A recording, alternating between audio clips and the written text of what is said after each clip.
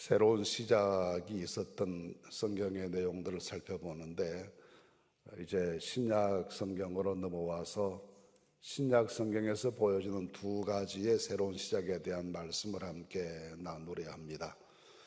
오늘은 예수 그리스도 복음의 시작이다 하시는 마가복음 1장 1절 말씀 이하에 나오는 여러 내용들을 중심으로 예수님을 통해서 이루어진 새로운 시작이 무엇인지를 함께 살펴보려 합니다. 우리 구약 성경을 창세기에서부터 시작해서 말라기까지 다 읽고 나면 이 구약 역사는 성공한 역사인가 실패한 역사인가라는 단안을 내리기 어려운 갈등에 빠지게 됩니다.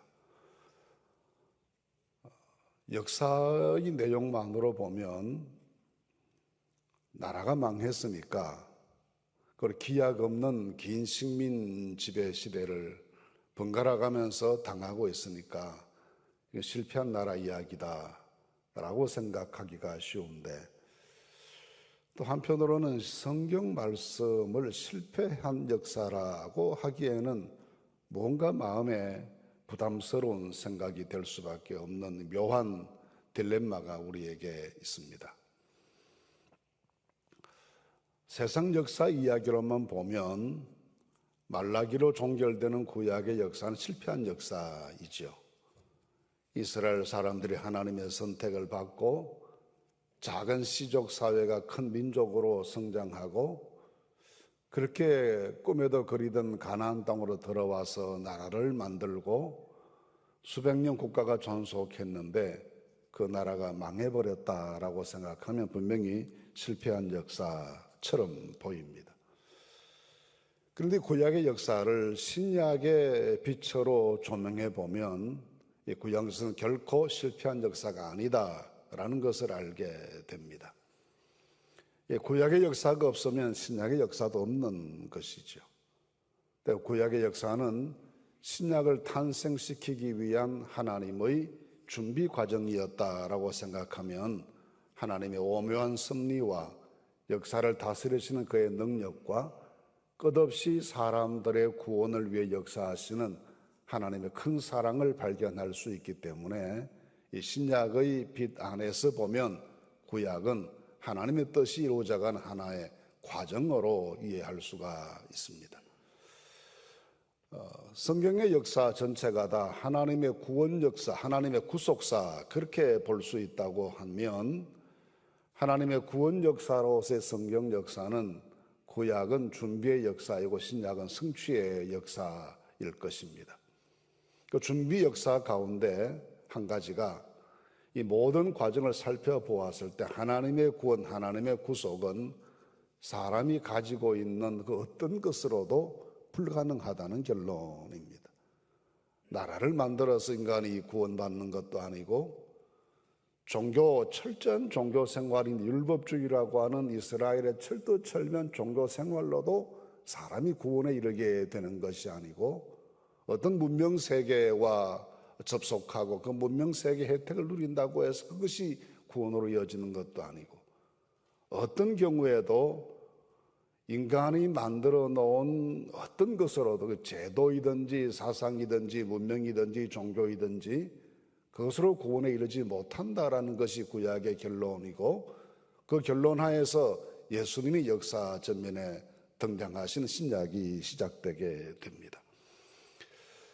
예수님의 이야기를 기록한 복음서가 모두 4권입니다. 잘 아시는 것처럼 마태, 마가, 누가, 요한 4권인데 한 권의 복음서만 있어도 되지 않을까라고 생각하지만 한 사람이 경험하고 느끼고 체험했던 예수님에 관한 기록으로는 예수님의 진면모를 다 기록할 수가 없는 것이기 때문에 하나님께서는 4권의 복음서를 우리에게 주셔서 다양한 각도에서 예수 구원의 역사를 누리고 맛보고 알 수 있게 해 주셨습니다. 그런데 가장 먼저 기록된 복음서가 마가복음이라고 전해집니다. 그 어떤 분은 원마가복음이 있다 그렇게 말하기도 합니다. 원래 기록된 마가복음서 원본이 있는데 그 원본 마가복음서가 모든 공간 복음서를 기록하는데 기초가 되었을 것이다 라고 짐작할 만큼 이 마가복음은 다른 복음서에 굉장한 영향을 끼쳤습니다. 그런데 이 마태나 누가나 요한은 서론이 아주 길게 기록되어 있습니다. 마태복음 예수님 족보부터 시작해서 길게 예수님이 탄생하는 내용, 성장 과정 등등을 누가복음과 함께 기록했는데 마가복음 그 모든 앞에 나오는 서론적 이야기가 다 생략되고 본론으로 바로 들어갔는데 1절 말씀입니다. 하나님의 아들 예수 그리스도의 복음의 시작이다. 지금까지 구약 역사를 통해서 온 인류가 다 이스라엘 역사의 긴 과정을 통해서 복음을 기다려왔는데 그 복음이란 구원의 소식일 터인데 그 구원의 소식을 듣지 못했다는 것이 결론이지 않습니까? 구원이 없다.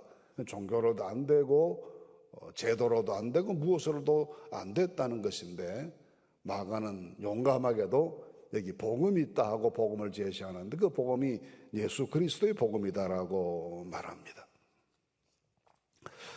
이 복음을 예수 그리스도의 복음이라고 말하면서 그 복음의 시작이 여기에 있다 하고 바로 예수님의 일생의 본격적인 공생의 부분을 취급하기 시작합니다. 그 과정을 보시면 철저하게 예수님께서 본격적인 사역을 하시기 전에 여러 가지 준비하신 내용부터 시작합니다.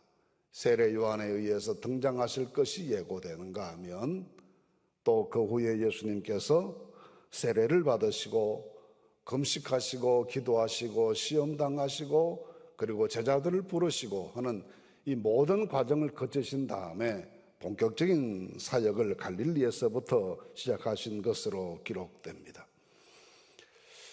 이 본격적인 예수님 사역을 말하기 전에 세례 요한을 등장시켜서 마치 전조정상을 설명하는 것처럼 설명하고 있는데 세례 요한의 이야기가 중요한 것은 이 세례 요한의 활동을 살펴보면 그 당시의 모든 사회상, 그 당시의 나라의 형편, 종교계의 사정 등을 정확하게 알 수 있기 때문에 이 세례 요한의 이야기는 매우 중요합니다.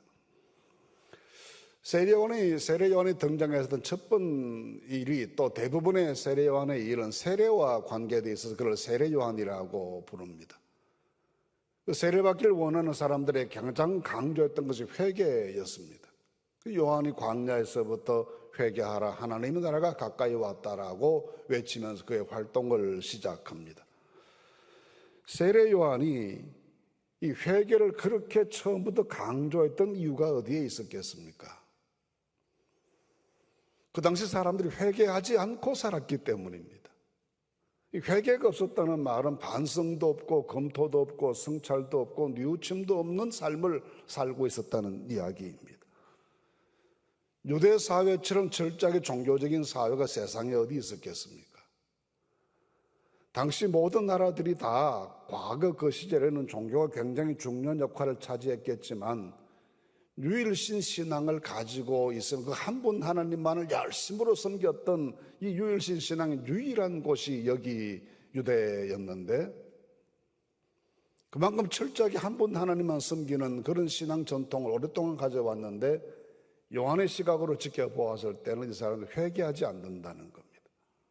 회개가 없던 시기였던, 아주 종교적인 사회였지만 회개가 없다는 겁니다. 철저한 종교적인 사회가 회개가 없으면 위선이 되게 마련이죠. 또 갱신이 없기 때문에 미래가 없기 마련이죠. 너무나 종교적인데 모든 것이 다 종교적인데 모든 가치 판단을 종교적으로 하는데 그런데 사람들의 삶 속에 진정어린 회개가 없는 것을 보았습니다. 그리고 요한은 자꾸 말하면서 자기를 주인공으로 내세우지 않고 내 뒤에 오시는 분이 있다 하고 메시아 탄생을 예고하는 것을 자기 가장 중요한 메시지로 삼습니다. 나는 주역이 아니다라고 말합니다. 내 뒤에 오시는 이가 있다라고 말합니다. 그러면서 그런 그의 삶은 급기야 권력과의 충돌을 일으키게 되는데 바로 헤로드 왕과의 충돌입니다. 근데 우리가 성경을 읽으면서 헤롯이 참 나쁘다. 당연한 이야기입니다. 헤롯은 나쁜 사람입니다. 근데 성경을 보면서 우리가 헤롯이 나쁘다고 말하는 것만으로 검토가 끝나서는 안 됩니다. 헤롯의 만행에 대해서 한마디 말하지 않고 침묵했던 당시의 종교계도 나쁘다는 겁니다. 세례 요한이 목베어 죽임을 당했습니다. 그것도 간부의 생일 선물로 목이 달아났습니다. 모든 백성들이 그를 선지자로 알았습니다.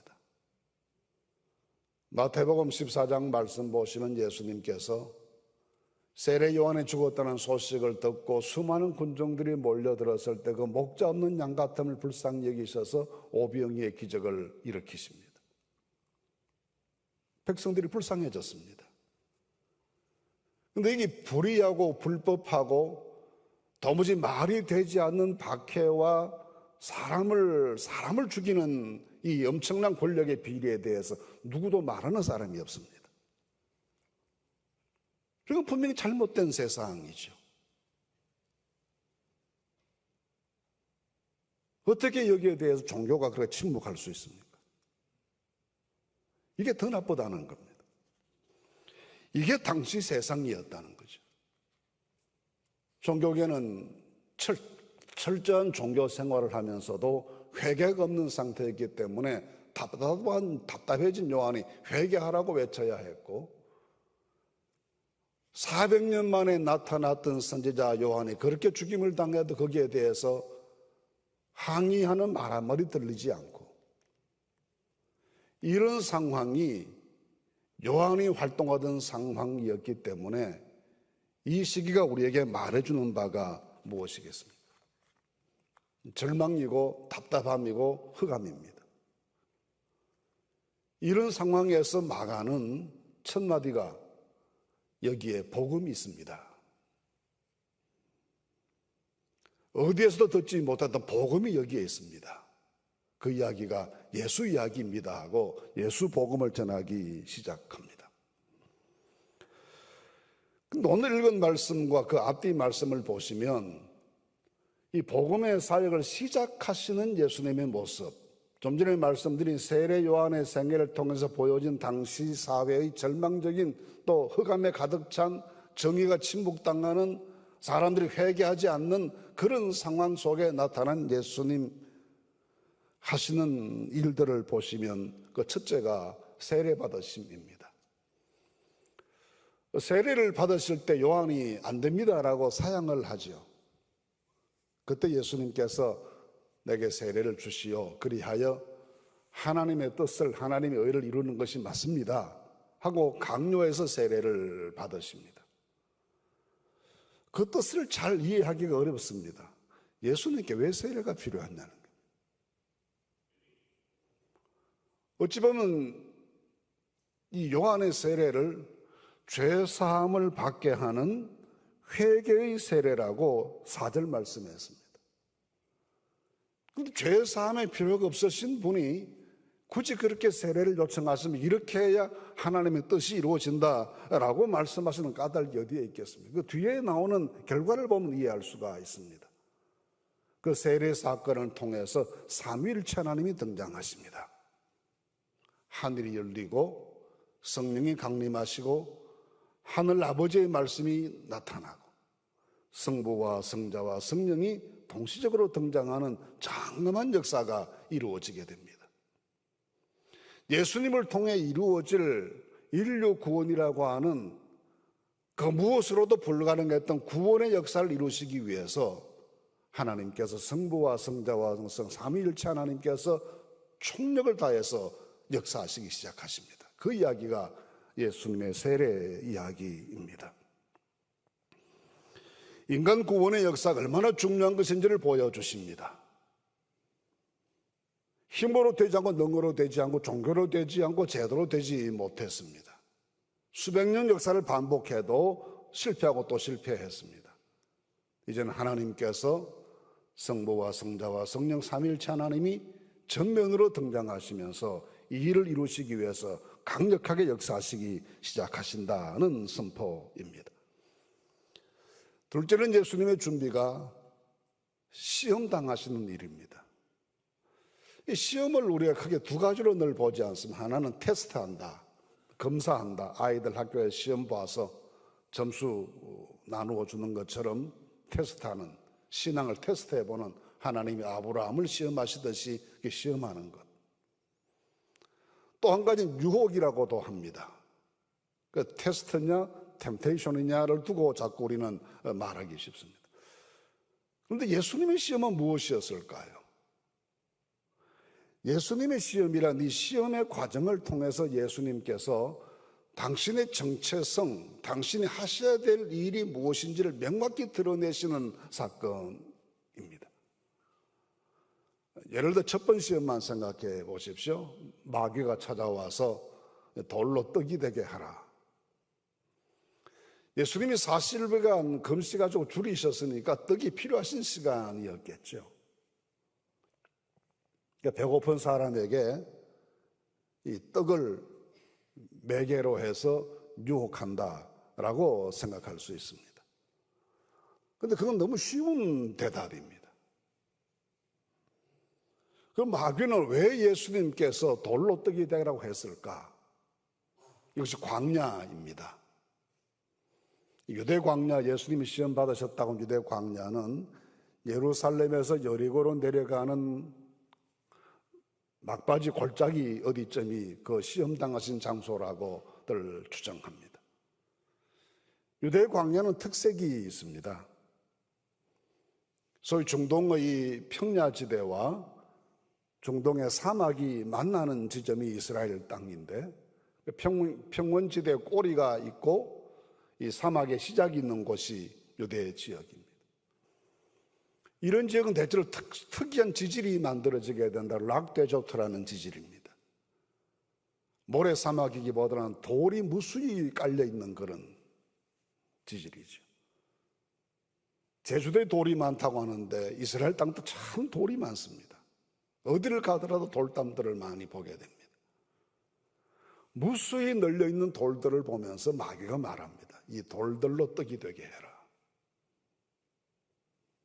그건 경제적인 문제를 해결하라는 의미로 저는 해석합니다. 무슨 십자가를 지고 인간의 죄를 대속하고 그런 것 필요 없다는 겁니다. 문제는 경제야. 선거 때마다 등장하는 거 문제는 경제야. 정말 문제가 경제입니까? 경제는 중요하죠. 떡이 중요하죠. 그래서 문제의 핵심이 뭐냐는 겁니다. 마귀는 문제의 핵심이 돈이라고 말합니다. 경제라고 말합니다. 떡이라고 말합니다. 예수님은 아니라는 겁니다. 사람이 떡으로만 사는 것 아니 하나님께서 나오는 모든 말씀으로 산다. 그러니 사탄은 처음부터 예수님을 찾아와서 이것저것 이런저런 논리 다 필요 없는 것이고 돌로 떡이 돼서 배고픈 민생들의 민생고를 해결하면 당신이 메시아 아니냐, 온 백성이 박수칠 것 아니냐, 만족할 것 아니냐, 그러니 그 메시아가 되라고 유혹합니다. 예수님은 거절하십니다. 당신이 가야 될 길을 처음부터 아셨습니다. 하나님 말씀을 선포하고 십자가에 달려 죽고 부활해서 모든 인생들에게 영원한 생명을 주시는 하나님의 구원자 되셔야 된다는 점을 아셨습니다. 그 길로 가십니다. 어떤 것도 거절하시고 십자가를 향해서 가시는 것이 그의 준비의 첫 출발이었습니다. 내 출발은 인기 좋은 연예인 되는 것도 아니고 마술사처럼 되는 것도 아니고 돌로 떡을 만들어내는 경제기적을 만드는 사람도 아니고 나는 십자가의 대속으로 하나님 나라를 건설해야 될 그 사명 앞에 서 있다 생각하시고 이 시험 당하시는 과정을 통해서 매우 선명하게 당신의 책임과 사명과 가야 될 길을 구분해내시는 과정을 보이십니다. 이런 시험을 통해서 주님께서는 당신이 가셔야 될 길에 대한 명백한 준비를 이루십니다. 그리고 마지막으로 하신 준비가 오늘 본문에는 제자들을 선택하시는 내용입니다. 베드로 형제와 요한 형제를 부르셨습니다. 나를 따라오너라. 근데 말씀해 보시면 그들이 모든 것을 버려두고 주님을 따라갔다 했습니다. 예수님께는 이런 사람이 필요했다는 것입니다. 모든 것을 포기하고 모든 것을 버려두고 주님을 따를 수 있는 이 사람들이 필요했다는 겁니다. 지혜로운 사람만이 아니고 경험 많은 사람이 아니고 자기 인생의 미래를 다 던져버리고 모든 것을 이 일을 위해 쏟을 수 있는, 모든 것을 버려 따를 수 있는 이 사람이 예수님께 필요했다는 겁니다.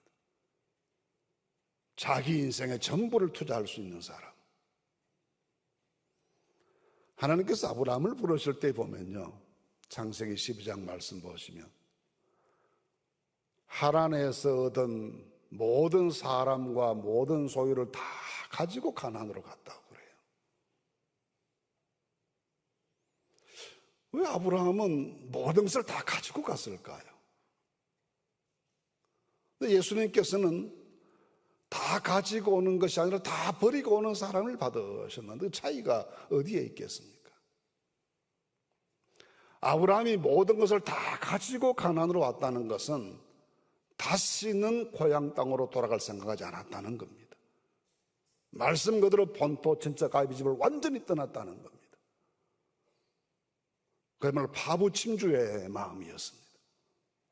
전혀 돌아갈 계획 없이, 돌아갈 생각 없이 다 절연나고 끊어버리고 자기 미래의 온 운명을 여기에 걸고 왔다 겁니다. 그런 의미에서 본다면 모든 것을 버리고 예수님을 따랐던 제자들의 정신과 모든 것을 끌고 가나안으로 갔던 아브라함의 정신 사이에 일맥상통이 있습니다. 미래를 다 걸었습니다. 오직 그 한 가지 일에 생명을 바칩니다. 예수님께 이런 제자들이 필요했고 그렇게 따르는 사람들을 당신의 제자 삼으시고 하나님 나라의 일을 이루어 나갈 채비를 다 마치시게 됩니다. 자, 이렇게 보시면 세례 받으시는 것을 통해서 성부, 성자, 성령 하나님 함께 일하시는, 함께 역사하시는 엄청난 하나님의 역사가 준비되게 되고 세례 받으시는 과정을 통해서 그렇게 준비하신 주님께서 마귀의 시험을 거치면서는 어떤 세상적인 방법이 아니라 오로지 십자가에서의 대속을 통해서 우리에게 구원을 주시고자 하시는 당신의 뜻을 명백하게 정돈하시고 확립하셨고 그리고 이 일을 위해서 함께 목숨 걸고 같이 할 수 있는 제자들을 선택하시는 것으로 준비 사역을 마치십니다. 그렇게 출발하십니다. 여기서 우리는 뭔가 새로운 출발이 필요한 사람들이 가져야 될 자세가 무엇인지를 발견하게 됩니다. 첫째는 하나님과 함께,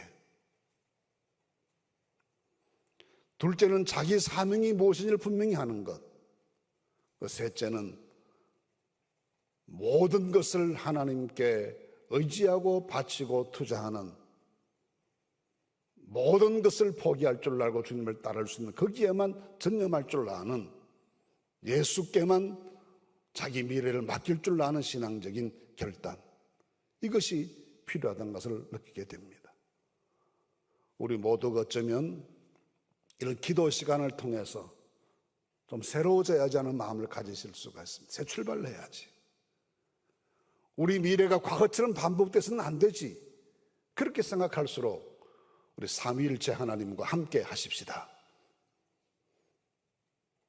그리고 우리가 가야 될 길을, 신앙의 길에는 명백한 길을 선택하십시다. 그리고 전적으로 하나님께 맡기십시다. 이 결심이 있으면 우리의 가는 길을 주님께서 축복하시고 함께 해주실 줄로 믿습니다. 하나님과 함께, 사명과 함께, 그리고 신앙과 함께 이 길로 나아가는 우리의 새 출발이 될 수 있기를 간절히 바랍니다.